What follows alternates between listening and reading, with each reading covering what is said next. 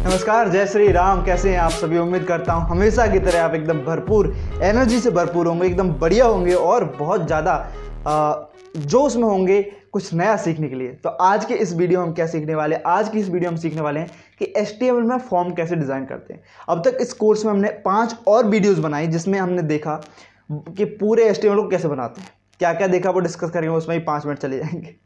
तो लेटेस्ट हमने जो चीज़ सीखी थी लेक्चर नंबर 5 में, वीडियो नंबर 5 में, वो क्या थी?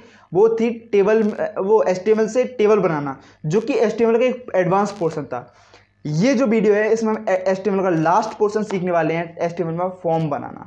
जी हाँ, हर वेबसाइट पे आपने फॉर्म देखे होंगे। किसी वेबसाइट पे आप लॉगिन कर रहे हो, रजिस्टर कर रहे हो या फिर कांटेक्ट कर रहे हो, पेमेंट कर रहे हो, किसके थ्रू करते हो? फॉर्म्स के थ्रू। तो हम इस वीडियो में क्या सीखने वाले हैं? फॉर्म बनाना। तो आज सीखते हैं फॉर्म बनाना। तो अब तक हमने एक फोल्डर बनाया फ्री HTML वेबसाइट के नाम से, जिसमें हम index.html बनाई और page2.html बनाई। index.html के रूप में हमने क्या बनाया वो देखते हैं। ये जो वेबसाइट है, ये जो वेब पेज है, वो हमने एज ए index.html के रूप में बनाई। इसमें हमने सब कुछ डिज़ाइन किया, इसमें हमने बहुत कुछ डिज़ाइन किया। इसमें हमने headings, paragraph, ordered list, unordered list, images, videos, iframe, YouTube videos, table वगैरह सब कुछ डिज़ाइन की। ये जो टेबल थी वो हमने डिज़ाइन की, और जूम करके दिखाता हूँ। ठीक है, ये टेबल है वो हमने डिज़ाइन की। ठीक है, अब अगली चीज़ हम क्या करने वाले हैं? अगली चीज़ हम बनाने वाले फॉर्म। अब देखो, हमने सब कुछ अभी index.html पे बनाया। अब फॉर्म को भी इसी पे डिज़ाइन करेंगे तो सब कुछ एक ही पे हो जाएगा, तो बहुत घुसड़ घुसड़ हो जाएगी। हम चाहते हैं फॉर्म एक अलग पेज पे हम डिज़ाइन कर लें।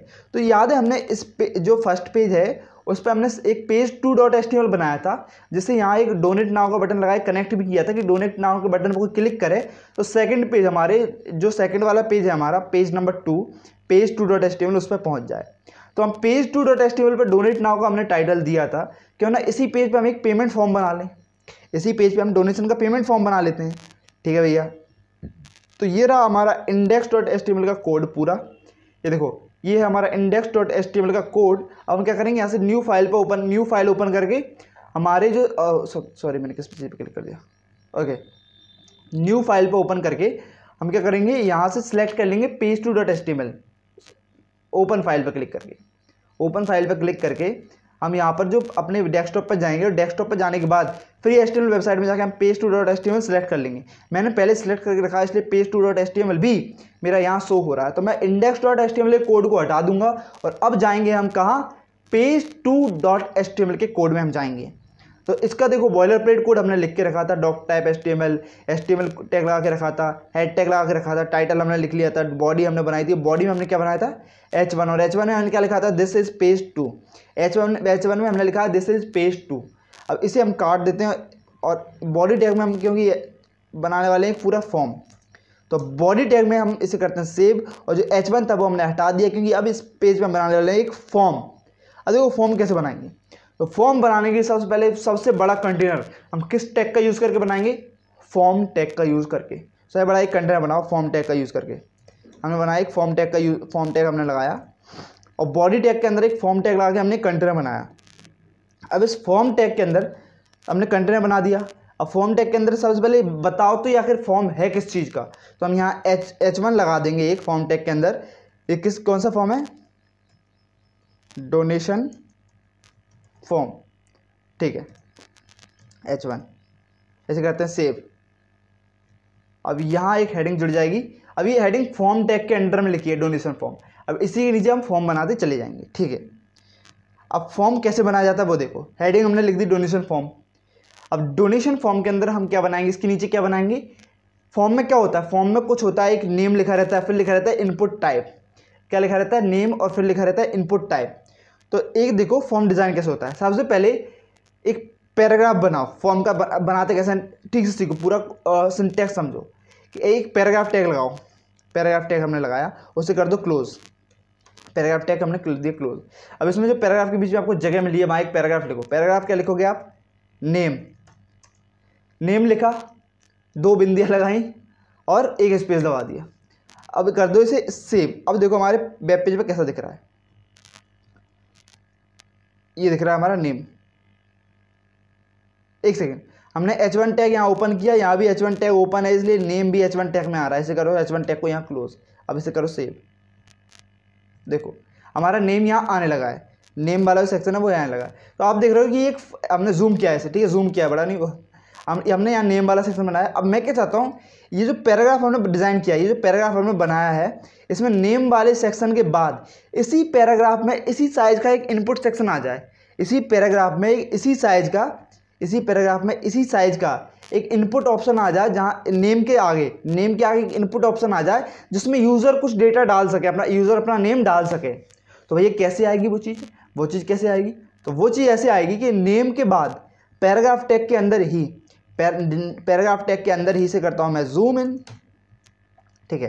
पैराग्राफ टैग के अंदर नेम के तुरंत बाद हम एक इनपुट एरिया बनाएंगे। इनपुट एरिया बनाने के लिए एक HTML टैग आता है, इनपुट टैग की केवल ओपनिंग होती है, क्लोजिंग नहीं होती। तो पैराग्राफ टैग के अंदर हम लिखेंगे इनपुट टैग कैसे बनाते हैं, केवल ये ओपनिंग एंगल ब्रैकेट और क्लोजिंग एंगल ब्रैकेट के बीच इनपुट लिख दो, तो वो एक इनपुट एरिया वहाँ बन जाता है जहाँ यूज़र कुछ इनपुट डाल सकता है। तो एक पैराग्राफ टैग बनाया हमने। पैराग्राफ टैग के अंदर हमें जो लिखना था वो लिखा नेम, और नेम के बाद हम चाहते हैं कि एक इनपुट एरिया आ जाए, तो वहाँ हमने इनपुट टैग लगा दिया और फिर पैराग्राफ टैग क्लोज है। अब इसे करते हैं सेव और देखते हैं हमारे वेब पेज पर। तो देखो नेम के बाद एक इनपुट एरिया आ गया, जहाँ हम अपना नेम डाल सकते हैं, नेम के बाद एक इनपुट एरिया आ गया। अब देखो ये बहुत बढ़िया है कि भैया नेम के बाद एक इनपुट एरिया आ गया। अब अगला बनाते हैं ऐसे ही, एक और पी टैग लगाओ। इसके नीचे हम बनाते हैं क्या बनाए फादर्स नेम या मोबाइल नंबर, फ़ोन नंबर, और इसके बाद कर दो पी टैग को क्लोज। ऐसे करते हैं सेव। तो देखो यहाँ फ़ोन नंबर तो लिखा आ गया, हम चाहते हैं फ़ोन नंबर के आगे भी एक इनपुट एरिया हो, अब फ़ोन नंबर एक पी टैग के अंदर में लिखा है, इसी पी टैग के अंदर फ़ोन नंबर के बाद हम चाहते हैं कि इनपुट एरिया हो, तो इसी पी टैग के अंदर एक इनपुट एरिया लगा दो। ये हमने एक और इनपुट एरिया यहाँ लगा दिया। अब इसे करते हैं सेव, ठीक है। फ़ोन नंबर के आगे एक इनपुट एरिया आ गया। अब कभी ये बात सोची यार आपने कि ये इनपुट एरिया हम पी टैग के अंदर क्यों लगा रहे हैं, इसे पी टैग के बाहर लगा दो, पी टैग के तुरंत बाद लगा दो। तो देखो पी टैग के तुरंत बाद लगाओगे तो पहली चीज़ कि वो उसके नीचे आएगा, फ़ोन नंबर के नीचे लिखा आएगा, और दूसरी चीज़ कि उसके लेटर साइज कितना बड़ा रहना है, ठीक है, वो सब आप कैसे डिसाइड करोगे। पी टैग में आपने पी टैग के अंदर लगा दिया तो उसका जो लेटर्स का साइज है उसके अंदर वो वही होगा जो हमारे इस टेक्स्ट का साइज है। देखो इसके अंदर जो लेटर्स का साइज है वो वही है। इसके अंदर हम नेम भी टाइप करें, इसके लेटर का साइज और इसके लेटर का साइज एक ही है, क्योंकि ये दोनों ही चीज़ें पी टैग के अंदर है। ये इनपुट एरिया भी पी टैग के अंदर है और फ़ोन नंबर भी, वो ये जो टेक्स्ट है वो भी पी टैग के अंदर है। अब देखो आप इसमें अभी नंबर भी डाल सकते हो और इसमें नाम भी डाल सकते हो। भैया ऐसे कैसे हो रहा है यार? ऐसा होना चाहिए ना कि हम फॉर्म को पता हो कि इसमें जाना है टेक्स्ट और इसमें जाना है केवल नंबर, इसमें आप लेटर्स ना टाइप कर सको। तो ऐसा कर सकते हैं क्या? हाँ, तो इसके लिए आता है टाइप एट्रीब्यूट। टाइप एट्रीब्यूट किस में लगता है? आपके इनपुट टैग में। टाइप एट्रीब्यूट किस में लगता है? इनपुट टैग में। टाइप एट्रीब्यूट से आप डिफाइन करते हो कि इस इनपुट में किस टाइप का आप वैल्यू डाल सकते हो, किस टाइप की वैल्यू डाल सकते हो। तो टाइप एट्रीब्यूट कहाँ लगाएंगे? ये जो इनपुट लिखा है इसके तुरंत बाद स्पेस देंगे और लगाएंगे टाइप एट्रीब्यूट। टाइप लिखेंगे, इक्वल टू का मार्क लगाएंगे और 2 कोटेशन मार्क। टाइप लिख के इक्वल टू का मार्क और 2 कोटेशन मार्क। टाइप हमने लिखा, टाइप एट्रीब्यूट। अब फर्स्ट वाला नेम का टाइप है, तो नेम किस तरीका वैल्यू होती है? टेक्स्ट। तो इसके लिए टाइप क्या लिखेंगे हम? टेक्स्ट, ठीक है। अब जो सेकंड वाला इनपुट है उसमें भी टाइप एट्रीब्यूट लगाएंगे। टाइप एट्रीब्यूट हमने लगाया, इक्वल टू और 2 कोटेशन मार्क। अब सेकंड वाला क्या है? फ़ोन नंबर है। तो फ़ोन नंबर किस टाइप का इनपुट है? नंबर टाइप का। फ़ोन नंबर किस टाइप का इनपुट है? इनपुट टाइप क्या हो जाएगा? नंबर। तो ठीक है, हमने क्या किया? इनपुट टैग में 2 एट्रीब्यूट लगाए, जो एक एट्रीब्यूट मतलब प्रॉपर्टी ऐड ऑन कर रहे हैं। तो प्रॉपर्टी क्या ऐड ऑन कर रहे हैं? पहले एट्रीब्यूट हम चाहते हैं, पहले इनपुट टाइप में हम चाहते हैं कि उसका इनपुट जो वैल्यू, उसके अंदर जो यूज़र वैल्यू डाले वो टेक्स्ट डाल सके यूज़र। सेकंड टाइप में हम क्या चाहते हैं कि सेकंड वाले बॉक्स में यूज़र केवल नंबर डाल सके, तो हमने उसका टाइप कर दिया नंबर। इसे करते हैं सेव और देखते हैं, ठीक है। अब ये बन गया डोनेट नाउ का पेज। अब इस सेकंड फ़ोन नंबर में आप जब मैं टाइप कर रहा हूँ, अभी कीबोर्ड से अपने में नाम लिखने की कोशिश कर रहा हूँ, नहीं टाइप हो रहा, इसमें केवल आप नंबर ही टाइप कर सकते हो, ठीक है। और नेम में आप नाम नंबर दोनों चीज़ टाइप कर सकते हो, क्योंकि टेक्स्ट के अंदर, टेक्स्ट का मतलब है नाम नंबर, क्या लेटर्स नंबर दोनों, ठीक है। और फ़ोन नंबर में हमने केवल इनपुट टाइप क्या डाला है? फ़ोन नंबर में हमने इनपुट टाइप एट्रीब्यूट क्या लगाया? नंबर। तो इसमें केवल आप नंबर डाल पा रहे हो, ठीक है। अब अगला हम बनाते हैं फ़ोन नंबर के बाद, फ़ोन नंबर क्या बताएं? ईमेल। तो एक और पी टैग लगाते हैं और पी टैग को करते हैं क्लोज और इसके अंदर लिखते हैं हम ईमेल, ईमेल, ठीक है, ईमेल लिखा और इसे करते हैं सेव और देखते हैं हमारा ईमेल आ गया क्या पीटेक के अंदर, ईमेल आ गया। अब हम चाहते हैं ईमेल के बाद भी एक पोर्शन हो, ईमेल के बाद भी एक पोर्शन हो जिसमें हमें यूज़र अपनी ईमेल डाल सके। तो एक और इनपुट टैग इसमें लगा दो भाई, आसान है अब तो ये चीज़ें बनाना, इनपुट एरिया बनाना आसान है अब तो। पीटेक के अंदर में एक और इनपुट एरिया हमने लगा दिया, इसे करते हैं सेव, ठीक है, इसे कर दिया हमने सेव और ये ईमेल के लिए भी एक एरिया आ गया। तो भैया क्या ऐसा कुछ है कि इसके लिए भी कोई टाइप डिफाइन कर सकें ईमेल के लिए? ईमेल टेक्स्ट टाइप है, नंबर टाइप है, क्या है ईमेल? तो ईमेल के लिए एक टाइप होता है, इसमें भी एक टाइप एट्रीब्यूट लगा दो। ईमेल के लिए एक टाइप होता है जो जिस टाइप का नाम है ईमेल, वो टाइप ही ईमेल है। तो यहाँ आप लिख दोगे ईमेल। देखो ईमेल के लिए इनपुट टाइप में एट्रीब्यूट लगाओगे आप टाइप ईमेल। इसका मतलब हमारे ब्राउज़र को पता चल जाएगा कि अगर इस बॉक्स में यूज़र ईमेल ना डाले तो उस फॉर्म को हमारा जो वेब पेज है वो नहीं लेगा। जैसे फॉर एग्जांपल मैं भी कुछ भी डालता हूँ, सचिन अकेला टाइप करता हूँ, तो जब मैं इसे सबमिट करूँगा तो एक एरर शो कर देगा, भाई इसमें ईमेल डाल दे पूरी, इसमें पूरी ईमेल डाल दे। तो इसमें मुझे @gmail.com डालनी पड़ेगी। अभी हमने सबमिशन का बटन नहीं लगाया इसलिए वो दिख नहीं रहा, लेकिन इसका टाइप हम डिफाइन करेंगे ईमेल। अब अगला पोर्शन हम डिफाइन करते हैं पासवर्ड के लिए। तो फिर से एक पी टैग लगाओ और पी टैग को करो क्लोज। अब इसमें हम लिखेंगे पासवर्ड के लिए फिर से हम क्या करेंगे, इसे सेव करते हैं, देखते हैं हमारे वेब पेज पे आया कि नहीं आया। तो ईमेल के नीचे एक और सेक्शन जुड़ गया जहां हम पासवर्ड्स की बात कर रहे हैं, जहां हम यूज़र से उसका पासवर्ड ले रहे हैं। अब देखो कभी ना कभी आपने सब जगह पासवर्ड डाला है, वो पासवर्ड जब आप टाइप करते हो तो जैसे ही आप कोई लेटर टाइप करोगे वो तुरंत स्टार में बदल जाता है, उस लेटर के लिए स्टार लिखा जाता है। देखो कैसे, पासवर्ड के बाद हम एक इनपुट एरिया यहाँ बनाते हैं, इनपुट एरिया हमने यहाँ बनाया। अब इसे करते हैं सेव। तो यहाँ जब यूज़र अपना पासवर्ड डालेगा, मैं डाल रहा हूँ अपना पासवर्ड कुछ भी, तो मेरे पीछे जो व्यक्ति खड़ा है उसे दिख जाएगा आराम से वो पासवर्ड। अब मैं क्या चाहता हूँ ना, जैसे यूज़र पासवर्ड डाले वो पासवर्ड वहाँ लेटर्स हटके स्टार्स आ जाएँ। कैसे आ जाएँ? स्टार आ जाएँ। तो उसके लिए इस इनपुट टाइप, एक और टाइप होता है इनपुट में, एक और टाइप एट्रीब्यूट लगाया जाता है, वो होता है पासवर्ड टाइप। तो इसमें हमने एक एट्रीब्यूट लगाया type equal to password, type equal to 2 question mark में पासवर्ड, मतलब इस इनपुट का टाइप पासवर्ड है। अब देखो कैसे यूज़ होगा ये पासवर्ड वाले बॉक्स में। जैसे ही मैंने इनपुट टाइप पासवर्ड कर दिया, अब इसमें हम कुछ टाइप करेंगे तो बिंदी आएंगी, किसी को नज़र नहीं आएगा कि आपने पासवर्ड क्या टाइप किया। तो ये होता है इनपुट टाइप पासवर्ड। इसे करते हैं सेव, ठीक है, और एक सेकेंड, सेव में वो ज़्यादा ही सेव कर दिया मैंने इसे करते हैं सेव और हमारे वेब पेज पर देखते हैं, ठीक है, ये इनपुट टाइप हो गया। अभी भैया पासवर्ड बना लिया, अब क्या करें? अब पासवर्ड बना लिया, आप अपनी डेट ऑफ बर्थ सेलेक्ट कर, डेट ऑफ बर्थ ले लो यार, पी टैग ले लो, फिर से पी टैग लगाओ और पी टैग को क्लोज कर दो। पी टैग को ओपन किया, क्लोज किया, इसके बाद हम यूज़र से पूछ रहे हैं डेट ऑफ बर्थ। अब डेट ऑफ बर्थ देखते हैं हमारे वेब पेज पे आ गई या नहीं आई, ठीक है, डेट ऑफ बर्थ का सेक्शन आ गया। इसके बाद लगा दो एक इनपुट एरिया, हमने डेट ऑफ बर्थ के बाद यहाँ लगा दिया। अब देखते हैं ये इनपुट एरिया किस तरह शो हो रहा है। देखो डेट ऑफ बर्थ के बाद जो इनपुट एरिया लगा है वहाँ एक यूज़र अपना डेटा डाल सकता है। तो क्या यूज़र से आप टाइप करवा के डेटा डलवाओगे? ये 15/11/2003 ऐसे टाइप करवा के डलवाओगे क्या? नहीं, हम चाहते हैं यूज़र की यहाँ से डेट सिलेक्ट भी कर सके। जैसे कई वेबसाइट्स पे होता है, कई ऐप्स में होता है, हम क्या करते हैं अपनी डेट ऑफ बर्थ कैलेंडर में सेलेक्ट करते हैं। तो सिलेक्ट कैसे आएगा? इनपुट टाइप में एक और टाइप एट्रीब्यूट लगाओ, जिसमें हम लिखेंगे डेट, जिसका टाइप है डेट, इनपुट टाइप डेट। अब इसे करो सेव। अब देखो इसे रीलोड करके, तो जैसे हमने डेट डाला तो डेट ऑफ बर्थ के आगे ये डेट का सेक्शन आ गया, इसका इनपुट टाइप क्या हो गया? डेट। अब इसमें जब व्यक्ति कैलेंडर पर क्लिक करेगा तो सिलेक्शन का ऑप्शन आएगा, भाई सिलेक्ट कर लो, अपनी डेट ऑफ बर्थ सिलेक्ट कर सकते हो आप, 2026 करी, जुलाई करी और कुछ भी कर दिया। तो आप यूज़र सिलेक्ट भी कर पा रहा है और टाइप भी कर पा रहा है 2003, 11 और 15। तो यूज़र टाइप भी कर पा रहा है, सिलेक्ट भी कर पा रहा है। तो इस तरीके से होता है कुछ इनपुट टाइप डेट का फंडा। अब देखो हम क्या बना रहे हैं, एक डोनेशन फॉर्म बना रहे हैं। अब डोनेशन फॉर्म में आप यूज़र से क्या क्या लोगे भाई? उसका ATM कार्ड नंबर लोगे तो उसका टाइप कर सकते हो आप, नंबर टाइप कर सकते हो। उसका CVV लोगे तो CVV लिख के उसके आगे आप लिख सकते हो क्या? पासवर्ड टाइप CVV में, ठीक है। उसके CVV के बाद आप क्या लोगे? एक और कार्ड टाइप लोगे आप, कार्ड की एक्सपायरी डेट लोगे तो वहाँ आप इनपुट टाइप डेट कर सकते हो, ठीक है।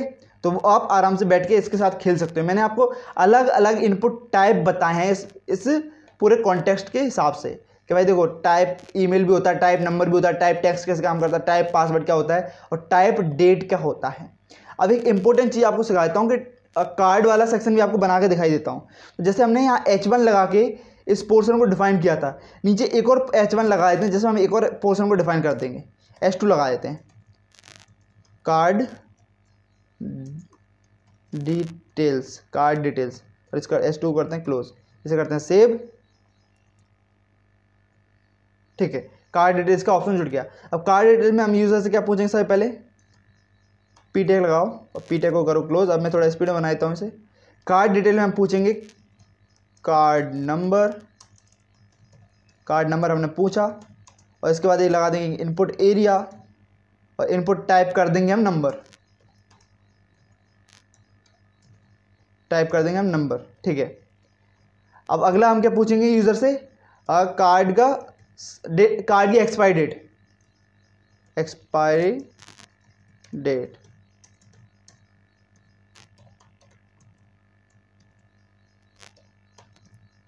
एक्सपायरी डेट का टाइप क्या होता है, टाइप इक्वल टू डेट। अगली चीज हम पूछेंगे सीवीवी, सीवीवी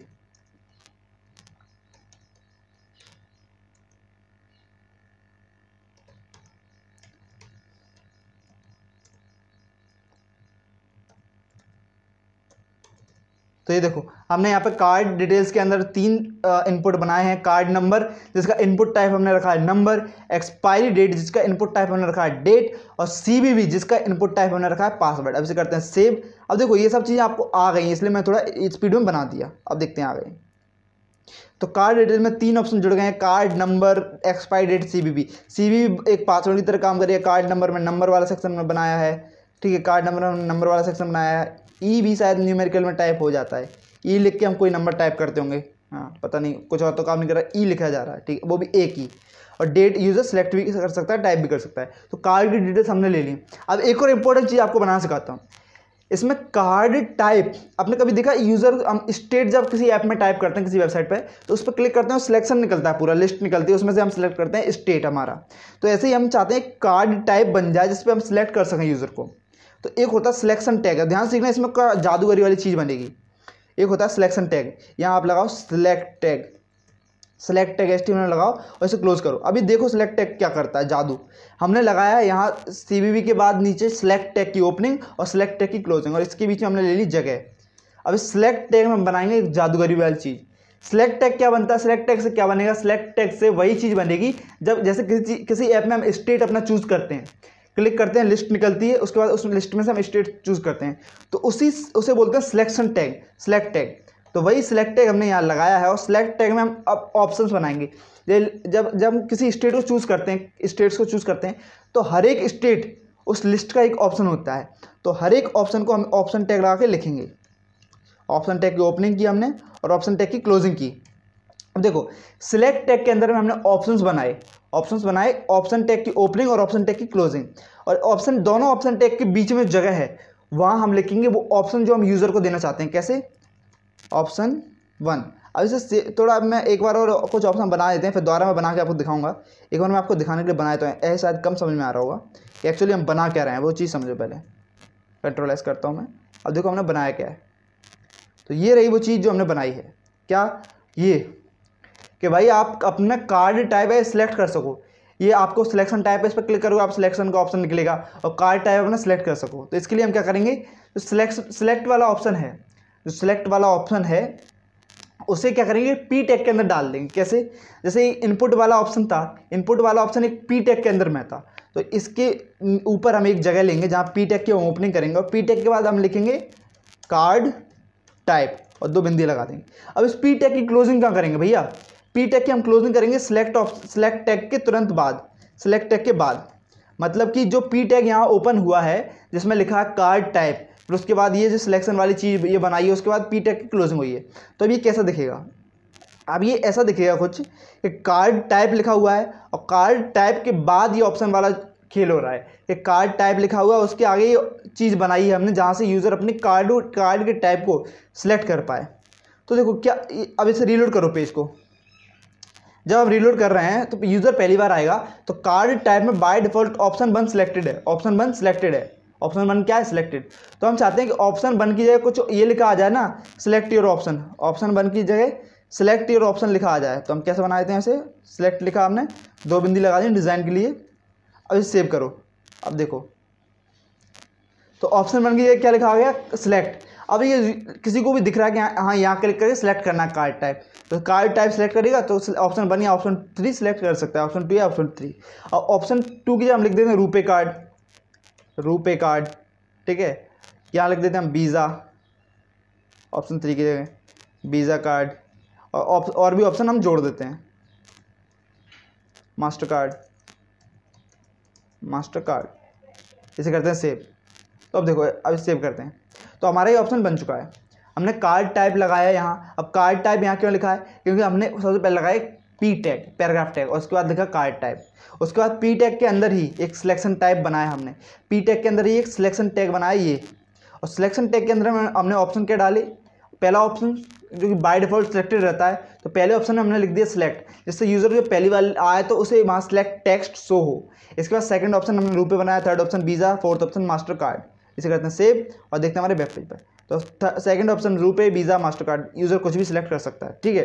वीज़ा सेलेक्ट कर लिया तो यहाँ से यूज़र कार्ड टाइप अपना सेलेक्ट कर पा रहा है। अब देखो अगली चीज़ क्या है, यूज़र ने अपनी कार्ड टाइप सेलेक्ट कर लिया। एक सेकंड, मैंने फिर से बाय डिफॉल्ट इसे सेव कर दिया, वेब पेज को हम कोड को सेव कर रहे हैं, ठीक है। यूज़र ने अपना कार्ड टाइप सेलेक्ट कर लिया। अब इसमें एक एट्रीब्यूट होता है वैल्यू एट्रीब्यूट। मान लो यूज़र ने रुपए कार्ड सेलेक्ट किया है, तो रुपए कार्ड सेलेक्ट करने पे हमारे डेटाबेस में ये वाली वैल्यू सेव नहीं होगी। हमें कुछ वैल्यू डिफाइन करनी होगी जो हमारे डेटाबेस में सेव होगी। आखिरकार फॉर्म का डेटा कहाँ जाएगा, कहीं ना कहीं डेटाबेस में सेव होगा। तो सिलेक्शन टाइप में जब यूज़र सेकंड वाला ऑप्शन सेलेक्ट करे, रुपए सेलेक्ट करे, तो उस रुपए को सिलेक्ट करने में हमारे डेटाबेस में क्या वैल्यू जानी चाहिए, वो हमें यहाँ एक एट्रीब्यूट लगाना पड़ेगा। हर एक ऑप्शन में वैल्यू एट्रीब्यूट, हर एक ऑप्शन की वैल्यू एट्रीब्यूट, जो वैल्यू हमारे डेटाबेस में जाएगी। तो ठीक है, एट्रीब्यूट कहाँ लगता है, ऑप्शन टैग की ओपनिंग के टैग के नाम के बाद एक स्पेस देंगे और यहाँ लिखेंगे वैल्यू इक्वल टू का मार्क लगा के हम लिखेंगे यहाँ वैल्यू इक्वल टू का मार्क लगा के 2 क्वेश्चन मार्क। और रुपए जब कोई सिलेक्ट करे तो हमारे डेटाबेस में वैल्यू क्या जानी चाहिए, रुपए ही जानी चाहिए, जाहिर सी बात है। वीज़ा जब कोई सिलेक्ट करे तो हमारे डेटाबेस में वैल्यू क्या जानी चाहिए, वीज़ा। मास्टर कार्ड को सिलेक्ट करे तो हमारे डेटाबेस में क्या वैल्यू जानी चाहिए, मास्टर अंडरस्कोर कार्ड, ठीक है, मास्टर कार्ड। अब देखो ये जब कोई मान लो किसी ने कोई ऑप्शन सिलेक्ट नहीं किया तो बाय डिफॉल्ट कौन सा ऑप्शन सिलेक्टेड है, पहला वाला ऑप्शन जिसमें हमने लिखा है सिलेक्ट, जिसमें हमने लिखा है सिलेक्ट। मतलब इसका मतलब यूज़र ने कुछ और सिलेक्ट नहीं किया, तो इसकी भी हम एक वैल्यू डाल देते हैं, इसकी हम वैल्यू डाल देते हैं और इसकी वैल्यू हम छोड़ देते हैं खाली। मतलब अगर यूज़र कुछ सिलेक्ट नहीं करेगा तो हमारे फॉर्म में जो वैल्यू सबमिट होनी है वो वैल्यू क्या सबमिट होगी, यहाँ पे खाली वैल्यू, कुछ सबमिट नहीं होगी। तो हमारा डेटाबेस जो व्यक्ति मैनेज कर रहा होगा वो समझ जाएगा कि यूज़र ने कुछ सिलेक्ट नहीं किया। बाकी रुपए सिलेक्ट करेगा तो वैल्यू क्या सबमिट होगा हमारे डेटाबेस में, रुपए वैल्यू। वीज़ा सेलेक्ट करेगा तो हमारे डेटाबेस में वीज़ा वैल्यू सिलेक्ट पहुँच जाएगी। इसे करते हैं सेव और इसका कोई फ़र्क हमारे यहाँ नहीं दिखेगा, या कोई फ़र्क नहीं दिखा, क्योंकि वो जो वैल्यू वाला एट्रीब्यूट हमने लगाया है वो बैकएंड का काम है, वो वेबसाइट के पीछे का काम है। जब आप वीज़ा सेलेक्ट करोगे, वीज़ा सेलेक्ट करोगे तो डेटाबेस में क्या वैल्यू जाएगी, डेटाबेस में वैल्यू जाएगी वीज़ा वैल्यू। तो हम समझ जाएंगे इसमें वीज़ा कार्ड है इसका, ठीक है। अब हमने सब कुछ बना लिया। अब भैया एक सबमिट का बटन भी तो बना दो। सबमिट का बटन कैसे बनाएंगे, पूरा आपका फॉर्म जहाँ खत्म हो रहा है, फॉर्म यहाँ खत्म हो रहा है ना, तो इसकी खात्मे से थोड़े ही पहले, खात्मे से पहले जगह लो, यहाँ फॉर्म टैग के ऊपर सब चीज़, ये लास्ट चीज़ जो सिलेक्शन टाइप वाला पैराग्राफ है वो यहाँ खत्म हो रहा है। इसके बाद हम एक इनपुट बनाएंगे। बटन क्या है, बटन एक इनपुट टाइप ही है, बटन एक इनपुट ही है। कोई भी बटन है वो उसमें यूज़र कुछ ना कुछ कर पा रहा है, जहाँ यूज़र कुछ ना कुछ कर पा रहा है वो एक इनपुट है। तो बटन क्या है, एक इनपुट है। ऐसे कर दो सेव। अब देखते हैं कैसा दिख रहा है हमारा प्रीव्यू। वाह भैया आप तो जादूगर निकले। आपको जहाँ यूज़र से सबमिट का बटन लगवाना था वहाँ आपने क्या लगवा दिया, एक और टेक्स्ट फील्ड। मतलब यूज़र फॉर्म भरे और सबमिट के बटन की जगह उसे एक और टेक्स्ट फील्ड दिखे जहाँ यूज़र कुछ ना कुछ लिख पा रहा है। तो भैया थोड़ा हिल गए हो क्या, नहीं भाई। देखो ये इनपुट टाइप है, हमने क्या किया, अलग अलग इनपुट बनाए। अभी तक ऊपर क्या किया, अलग अलग इनपुट बनाए और हर एक इनपुट का टाइप डिफाइन किया, हर एक इनपुट का टाइप डिफाइन किया। इस इनपुट का भी हम टाइप डिफाइन करेंगे। इसका टाइप क्या है, इसका टाइप है सबमिट, इसका टाइप है सबमिट। इस इनपुट का टाइप क्या है, सबमिट, ठीक है। इस इनपुट का टाइप क्या है, सबमिट। अब इसे देखते हैं कैसा दिख रहा है। तो देखो इस इनपुट का टाइप जैसे ही हमने सबमिट डिफाइन किया, वैसे ही वो सबमिट का बटन बन चुका है, वैसे ही वो सबमिट का बटन बन चुका है। इस इनपुट का टाइप डिफाइन करते ही वो सबमिट का बटन बन चुका है, ठीक है। अब सबमिट के बटन के लिए हम सबमिट नहीं कुछ और लिखना चाहते हैं, डोनेट नाउ लिखना चाहते हैं, तो यहाँ एक वैल्यू एट्रीब्यूट लगा दो। अब ये वाली जो वैल्यू हम डाल रहे हैं, ये वाली जो वैल्यू हम डाल रहे हैं एट्रीब्यूट लगा के, वो वैल्यू है जो यूज़र को शो होगी अपने उसके पेज पर। तो यहाँ हम लगा देते हैं डोनेट नाउ, ऐसे करते हैं सेव, और देखो यहाँ आ गया डोनेट नाउ लिखा, यहाँ आ गया डोनेट नाउ लिखा। एक और बटन बन चुका है कार्ड टाइप के नीचे जहाँ लिखा है डोनेट नाउ, ठीक है। ये चीज़ें आपको समझ में आ रही हैं कि अब हमने पूरा फॉर्म बनाया, डोनेशन फॉर्म, कार्ड डिटेल्स ली और नीचे बटन लगा दी डोनेट नाउ। डोनेट नाउ क्या है? एक इनपुट एरिया ही है जिसका टाइप है सबमिट, एक इनपुट एरिया ही है जिसका टाइप है सबमिट, जिसकी वैल्यू है डोनेट नाउ, ठीक है। ये हो गया हमारा फॉर्म तैयार। अब इसमें एक और चीज़ आप सीख सकते हो। हमारा जो ऊपर डोनेशन फॉर्म में जो ऊपर का जो पोर्शन था जहां हमने क्या डिज़ाइन किया था, डेट ऑफ बर्थ डिज़ाइन किया था। डेट ऑफ बर्थ के नीचे आप किसी से एड्रेस भी ले सकते हो। अब एड्रेस वाली चीज़ मैं क्यों बता रहा हूँ कि हमारी एक नई चीज़ आपको सिखाने वाला हूँ। डेट ऑफ बर्थ के बाद आप यूज़र से एड्रेस ले लो, डेट ऑफ बर्थ के बाद आप यूज़र से एड्रेस ले लो। तो एक पी टैग लगाओ, यहाँ पर एड्रेस मांगो यूज़र से और पी टैग की क्लोजिंग करो और यहाँ एक इनपुट एरिया लगा दो। अभी ये चीज़ आप समझ में आ गई इसलिए हम डायरेक्ट बना देते हैं।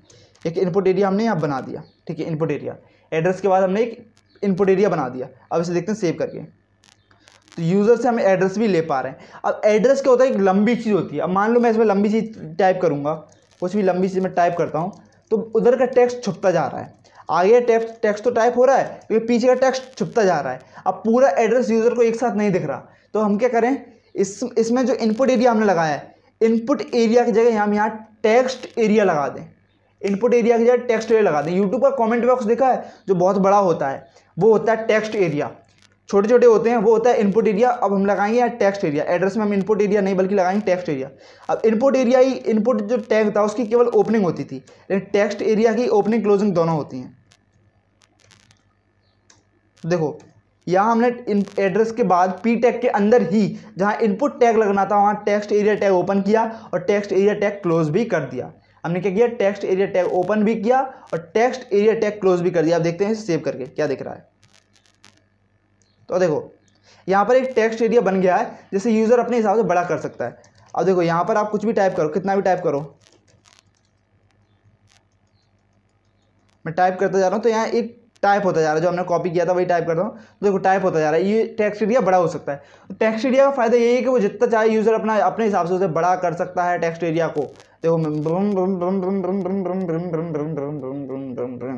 तो इस तरीके से यूज़र टेक्स्ट एरिया को बड़ा कर सकता है लेकिन इनपुट एरिया को बड़ा नहीं कर सकता। तो टेक्स्ट एरिया का फायदा यही है। अब आप देखो जब व्यक्ति पहली बार डिलोड कर रहा है तो टेक्स्ट एरिया डिफाइन साइज आ रहा है। अब टेक्स्ट एरिया का साइज आप डिफाइन भी कर सकते हो। कैसे? टेक्स्ट एरिया कॉल्स मतलब कॉलम्स डिफाइन कर सकते हो। एक टेक्स्ट एरिया में टेक्स्ट एरिया टैग की ओपनिंग में, तो टेक्स्ट एरिया टैग की ओपनिंग तो उसमें एक एट्रीब्यूट लगा सकते हो, कॉल्स एट्रीब्यूट। इससे टेक्स्ट एरिया के कॉलम्स डिफाइन होंगे, आप कितने कॉलम्स बनाना चाह रहे हो। तो हम डाल दिए 20 कॉलम्स, ठीक है। और इसके बाद रोज एक एट्रीब्यूट लगा सकते हो, रोज डिफाइन कर सकते हो कितने लगाना चाह रहे हो। अब हम लगा दिए 10। ऐसे करते हैं सेव। तो ये देखो अब ये इतना बड़ा आता है बाय डिफॉल्ट। इसमें 10 रो हैं, 10 रो हैं एक के नीचे एक, और ऐसे ऐसे 20 कॉलम्स हैं। तो टेक्स्ट एरिया हम साइज डिफाइन कर सकते हैं। तो कॉलम हमें और बढ़ाने 40 कर दो, रो कम करनी है 5 कर दो, ओ सॉरी 50 हो गया। इसे करते हैं सेव और देखते हैं। तो देखो ये हमारा एड्रेस वाला सेक्शन बन चुका है, एड्रेस वाला टेक्स्ट एरिया बन चुका है। तो ये होता है टेक्स्ट एरिया का कमाल। अब थोड़े कुछ एट्रीब्यूट्स हैं जो मैं आपको बताना चाहता हूँ। कुछ एट्रीब्यूट्स क्या हैं? आईडी एट्रीब्यूट्स, नेम एट्रीब्यूट्स और रिक्वायर्ड एट्रीब्यूट्स। आईडी एट्रीब्यूट आप हर एक जो इनपुट एरिया है उसे एक इंडिविजुअल एक यूनिक आईडी दे सकते हो। इंडिविजुअली एक यूनिक आईडी आप उसे दे सकते हो। जैसे कैसे? आईडी किस काम आएगी? मेनली ये आईडियाँ तब काम आएंगी जब हम यूज़र का डेटा सबमिट कराएंगे अपने सर्वर में। अब सर्वर में सबमिट कैसे करा सकते हैं वो आप आगे सीखोगे, अभी केवल आप फॉर्म डिज़ाइन करना सीखो। तो हर एक इनपुट टाइप को आप एक आईडी दे सकते हो। आईडी के लिए आईडी एट्रीब्यूट लगाओगे इक्वल टू का मार्क्स और 2 क्वेश्चन मार्क। जैसे इनपुट टाइप टेक्स्ट है नेम वाला, तो इसे आपने नेम आईडी दे दी। ऐसे सभी को आप ना कुछ आईडी दे सकते हो। फ़ोन नंबर को आप एक आईडी दे सकते हो।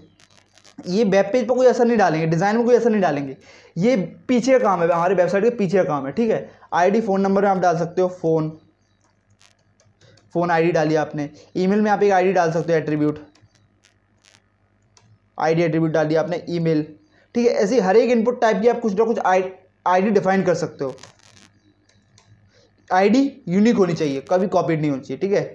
पासवर्ड हमने आईडी डाल दी, डेट ऑफ बर्थ में आईडी डाल दो एक, डेट ऑफ बर्थ में हमने आईडी डाल दी DOB।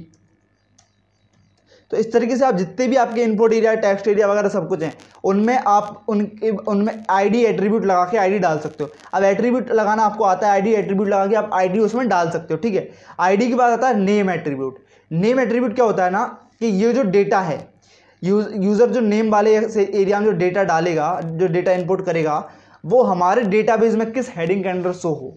हमारे डेटाबेस में कई सारी हेडिंग होंगी, हमारे डेटाबेस एक टेबल के फॉर्म में होगा, उसमें कई सारी हेडिंग होंगी, तो उसमें किस नाम के साथ वो डेटा जाए। मतलब मैंने नाम इनपुट में डाला सचिन वर्मा, नेम के इनपुट में डाला सचिन वर्मा, सचिन वर्मा जो टेक्स्ट है वो किस नाम के साथ हमारे सर्वर में जाए, वो जाए नेम सर्वर के नेम के साथ। किसके साथ? नेम के साथ। उसका नाम क्या हो? User name.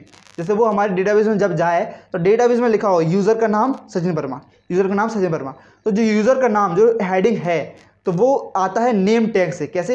एक और एट्रीब्यूट यहाँ लगा दो, आईडी एट्रीब्यूट के बाद नेम एट्रीब्यूट। अब ये चीज़ें ज़्यादा आप ध्यान से देखने की जरूरत नहीं, ये चीज़ें आप जब आगे सर्वर में कनेक्ट करना सीखोगे तब और ध्यान से सीख जाओगे, ठीक है। आप नेम एट्रीब्यूट में लगा सकते हो इसका नाम नेम ऑफ यूज़र। तो जब भी ये डेटा, जब भी इस इनपुट एरिया का डेटा हमारे सर्वर में जाएगा तो वो किस नाम के साथ जाएगा? नेम ऑफ यूज़र के नाम के साथ, नेम ऑफ यूज़र के नाम के साथ, ठीक है। इसमें आप 2 अंडरस्कोर लगा सकते हो, ज़्यादा बढ़िया रहेगा, ठीक है। अब ऐसे ही आप हर एक इनपुट एरिया को कुछ ना कुछ नेम दे सकते हो। जैसे फ़ोन नंबर को नेम दे दिया। अब सबको में हम नेम देंगे तो बहुत बड़ी वीडियो हो जाएगी, मैं आपको बता रहा हूँ क्या करना है हमें। हमने फ़ोन नंबर को एक नेम दे दिया, देखो ये देखो, हमने फ़ोन नंबर को भी एक नेम दे दिया कि फ़ोन। तो नेम एट्रीब्यूट आप हर एक इनपुट में लगा दो, नेम एट्रीब्यूट हर एक इनपुट में। ईमेल में आप नेम एट्रीब्यूट लगा दो ईमेल, पासवर्ड में नेम एट्रीब्यूट लगा दो पासवर्ड। तो ये जो नेम एट्रीब्यूट में जो वैल्यू आप डालोगे, नेम एट्रीब्यूट में वैल्यू क्या डालिए? Name of user. तो जब भी इस जो फर्स्ट वाला इनपुट एरिया है, उसमें जो कोई वैल्यू यूज़र डालेगा तो वो वैल्यू सर्वर में जब जाएगी, तो हमारा सर्वर हमें बता देगा भैया ये जो वैल्यू है वो नेम ऑफ यूज़र है, इस वैल्यू का नाम है नेम ऑफ यूज़र, ठीक है। तो इस तरीके से हम नेम डिफाइन कर सकते हैं। बाकी अभी क्या हो रहा है ना, हमारा फॉर्म खाली भी है, जिस एरिया सारे खाली भी हैं, उसके बाद हम डोनेट बटन पर क्लिक कर रहे हैं तो बटन पर क्लिक हो रहा है, जबकि हमारा पूरा फॉर्म खाली है तो भी। तो हम रिक्वायर्ड एट्रीब्यूट का यूज़ कर सकते हैं। रिक्वायर्ड एट्रीब्यूट क्या होता है? रिक्वायर्ड एट्रीब्यूट जब भी आप कोई फॉर्म खाली छोड़ देते हो, फेसबुक पे अकाउंट बनाओगे तो आप कोई नाम खाली छोड़ दोगे, तो आप उसमें सबमिट पर क्लिक करो, लिखा आ जाएगा दिस फील्ड इज़ रिक्वायर्ड।